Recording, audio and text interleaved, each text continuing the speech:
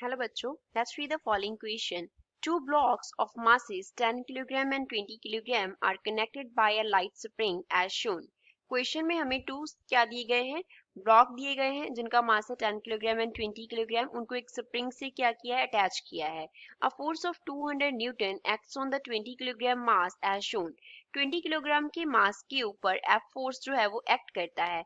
At a certain instant, the acceleration of 10 kg mass is 12 meter per second square towards the right direction.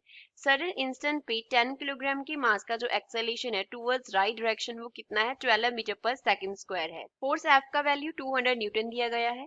A से D तक options. A option, at that instant, the 20 kg mass has an acceleration of 12 meter per second square. At that instant, 20 kg mass has an acceleration of 4 meter per second square. C. The stretching force in the spring is 120 Newton, or last option, none of these. First of all, we will talk about the key concept of the question. इस question में use key concept क्या है? तो इसके लिए हम लिखेंगे force का formula, force का relation with acceleration. फोर्स को F से डिनोट करते हैं. तो फोर्स क्या होता है, प्रोडक्ट होता है मास एंड एक्सेलेरेशन का.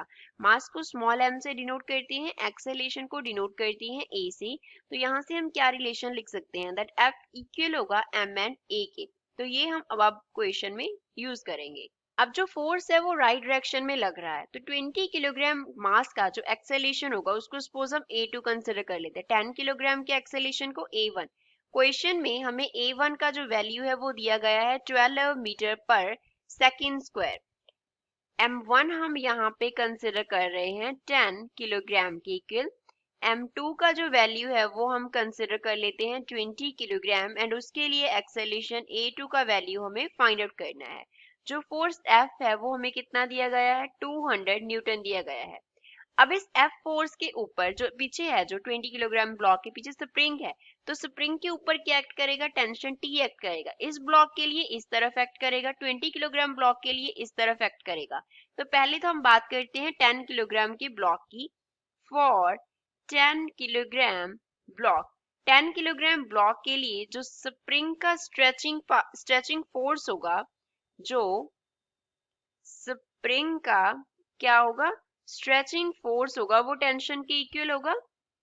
स्ट्रेचिंग फोर्स होगा वो टेंशन T की इक्वल होगा. एंड टेंशन T किसके इक्वल होगी, मास इनटू एक्सेलेरेशन की. So tension T is equals to, mass कितना दिया गया है 10 किलोग्राम, एक्सेलेरेशन कितना है 12 मीटर पर सेकेंड स्क्वायर. तो टेंशन T इक्वल आ गया 120 न्यूटन के, which means third is the correct answer है. अब हम क्या करते हैं, 20 किलोग्राम ब्लॉक का एक्सेलेरेशन निकालते हैं. तो उसके लिए हम क्या इक्वेशन लिख सकते हैं, फोर्स F जो है वो टूवर्ड्स राइट डायरेक्शन लग रहा है, टेंशन T जो है वो टूवर्ड्स लेफ्ट लग रहा है, एक्सेलेरेशन जो है वो टूवर्ड्स राइट है. तो जो इक्वेशन बनेगा वो हमारे पास क्या बनेगा, 200 में से T माइनस हो जाएगा तो हमें क्या मिलेगा, नेट जो एक्सेलेरेशन है. नेट एक्सेलेरेशन क्या होगा, यहाँ पे मास एंड एक्सेलेरेशन का प्रोडक्ट लिखेंगे, M2 एंड A2, क्योंकि जो फोर्स है वो मास एंड एक्सेलेरेशन के इक्वल होता है. तो यहाँ से हम क्या लिख सकते हैं, 200, क्योंकि फोर्स जो है वो कितना है 200 न्यूटन है. फोर्स से टेंशन माइनस हुआ तो क्या मिलेगा, एक्सेलेरेशन. 200 माइनस टेंशन का value 120 is equals to M2 into A2. तो यहाँ से M2 इंटू A2 का जो वैल्यू है वो कितना आ गया, 80 न्यूटन आ गया. अब A2 निकालते हैं तो A2 क्या हो जाएगा, 80 डिवाइड बाय M2 हो जाएगा. M2 का जो वैल्यू है वो कितना है 20, तो 80 बाय 20, 80 बाय 20 कितना होता है 4. तो A2 का जो वैल्यू है वो हमारे पास आ गया 4 मीटर पर सेकेंड स्क्वायर.